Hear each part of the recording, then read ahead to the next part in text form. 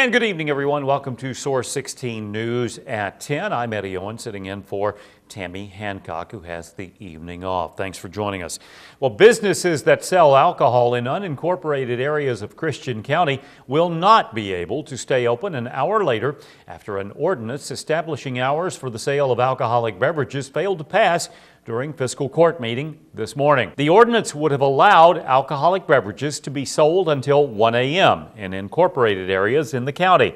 However, the ordinance failed by a 3-5 vote, with Rudolph Pettis of District 1, Edwin Long of District 2, Mark Kanzler of District 3, Jim Fleming of District 5, and Terry Bowman of District 8 voting no. Judge Executive Steve Tribble says Joey Allen, owner of Rips Bar in Gracie, asked for the ordinance to be passed, citing he wanted to be on an even playing field with other similar establishments that are in incorporated areas of the county that are allowed to sell alcohol until 1 a.m. Judge Tribble said the failure to pass the extended hour not only affects Rips in Gracie, but also about 4 or 5 other businesses in unincorporated areas of the county. 2 McCracken County school employees were indicted for theft by a McCracken County grand jury this afternoon. According to Kentucky State Police, 43-year-old Christopher Stamper of Marshall County and 51-year-old Thomas Clement of McCracken County both turned themselves in to state police just after 2 o'clock Tuesday afternoon at the McCracken County Jail. The charges stem from a state police investigation which began December 22nd after police were notified by a McCracken County School District representative of possible misuse of school transportation funds by district employees. Detectives were told that several items, including utility trailers and other automotive equipment, were being stored in a field in Marshall County, which were located and seized by police. The investigation also revealed that 2 McCracken County school bus garage employees worked together to purchase thousands of dollars worth of automotive items and other tools with school transportation funds, many of which were purchased for personal use. The investigation also showed that many of the invoices for the items had been altered to show the items were legitimate district-related purchases that exceeded $10,000. The McCracken County grand jury indicted Stamper and Clement for theft by unlawful taking over $10,000 and receiving stolen property over $10,000. They were lodged in the McCracken County Jail on a $2,500 bond. Well, the city of Madisonville and many local financial institutions and community partners are coming together to create improved access to mainstream financial services and financial education for low-income families. Today, Bank on Madisonville is in place and will begin to help unbanked and underbanked have a safe place to keep their funds, establish financial records, and keep more money instead of paying high check cashing fees. By working through area financial institutions, Bank on Madisonville will offer appropriate financial products and educational opportunities to help this group break free from using alternative financial services. Participating banks and credit unions that have agreed to help local low-income families become banked include Fifth Third Bank, First United Bank and Trust Company, Hancock Bank and Trust Company, Old National Bank, RMC Federal Credit Union, U.S. Bank, and United Southern Bank. Other community organizations involved include the Pennyrile Allied Community Services, Hopkins County Assistance Center, which will serve as the referral source, Community Improvement Foundation, and Hopkins County Extension Office. Madisonville Mayor David Jackson says if people take advantage of what this program has to offer, it could change the economy of our community. Well, Monday we brought you a story about the Christian County High School audit that was released and comments from Superintendent Brady Link. Today we have comments from the high school principal, Kathy Johnson, who says she's going to make sure her 1,300 students are receiving the best education possible. Johnson spoke during the news conference yesterday after the Kentucky Department of Education released its leadership assessment of the school and district. Is the monitoring pieces. I've got to make sure that all areas, whether it's instruction, discipline, or whatever area, that we are enforcing and that we are meeting the standards, whether it be academic or discipline, that we are all in this together and we're all meeting the expectations that are set before us. Johnson and the school district have a year starting in August to turn things around at the school and will receive $800,000 in federal funding to help the effort. We have hired some support staff. We hired one in November with EduJobs money, and one of his main goals is to help with hallway supervision, safety, and then his goal is to work on tardies. I also realigned one of my employees that was already there to do the same type issue, but to work directly with skipping issues. Since then, we've hired 3 more because the layout of my building. As reported by Source16 yesterday, the district has 45 days to come up with a plan and has 4 options: to close the school, hire an outside agency to run the school, transform the school, or reassign 50% of the teachers to other schools. A Clarksville airman has died from a non-related combat incident in the Middle East.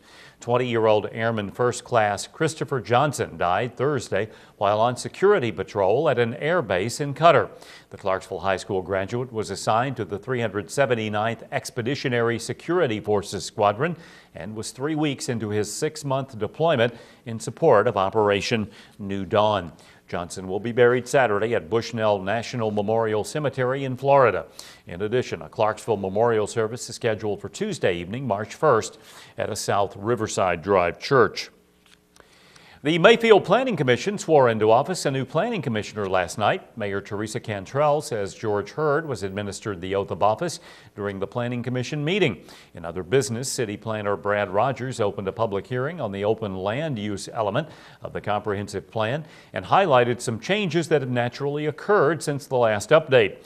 The mayor says Rogers' overall goal is to simplify and condense the plan that will make it more user-friendly. Each month, according to Mayor Cantrell, it is the goal of the Planning Commission to look at an element of that plan. Well, police are reviewing a surveillance video to try and identify the identity of a female who passed a $100 fake bill in Crofton. Shivram Patel of the Crofton Bestway at 112 Main Street filed a report with the Christian County Sheriff's Department Monday that around 6:40, a white female with brown hair came in and passed the phony money. According to the report, the female and her vehicle are on video, and Patel provided police 2 still pictures of her and the vehicle, as well as a receipt. Patel told police that the female used an EBT card for some of the purchases and then the $100 for a small item, receiving $97 in change. The March 4th deadline for Congress to reach some kind of budget agreement for 2010-2011 is quickly approaching and has some concern about a possible government shutdown. Currently, the federal debt is $14 trillion and growing. When asked about the reality and possibility of a government shutdown during a teleconference with media today, 1st District Congressman Ed Whitfield says he feels there is a 50-50 chance. The reason I say that is that, as you know, the House has really been pretty determined to have some significant reductions in spending simply because the debt is so large, and many economists genuinely believe that over the long term it's going to have a negative impact on our economy. And then the second reason is the Senate are going for a much shorter CR, and I don't think that they've completed theirs yet. Whitfield notes there is still over a week until the deadline, but both the House and Senate have to pass the same resolution.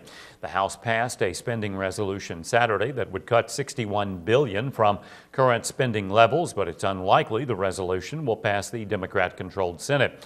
However, Whitfield says he is optimistic that something can be worked out with the Senate for some significant reductions without the government coming to a halt. The Senate saw very clearly where the House came down. And my sense is that a lot of Democrats in the Senate, as well as most of the Republicans, do want a reduction. So I'm hopeful that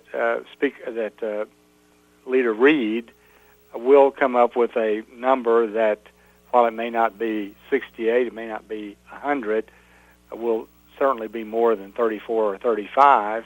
And hopefully we'll be able to reach an agreement and go on and start working on the full appropriation bills for 2012. Congress is in recess until February 28th. The last time a government shutdown occurred was in late 1995 and early 1996. U.S. Senate Republican leader Mitch McConnell said the number of Kentuckians dying from drug overdoses is staggering. McConnell met with Director of the White House Office of National Drug Control Policy, Gil Kurlikowski, to discuss how the state could tackle the issue. According to McConnell, his visit is an important step to saving our family members, friends, and neighbors from drug abuse. Known as the nation's drug czar, Kurlikowski will be touring Kentucky this week to get a close-up view of the drug problems, and will be visiting Louisville, Lexington, London, and Pikeville to decide how to continue the federal funding to combat drug use in Kentucky. According to McConnell, 82 Kentuckians die each month from drug overdoses. Nearly 1,000 Kentuckians died in 2009 from overdosing. Last year, law enforcement officials responded to over 1,000 meth lab sites across the state. And Kentucky ranks in the top 3 of marijuana-producing states. We'll get your numbers ready. Tonight's Mega Millions jackpot is $64 million. Wednesday's Powerball jackpot all the way up to $155 million.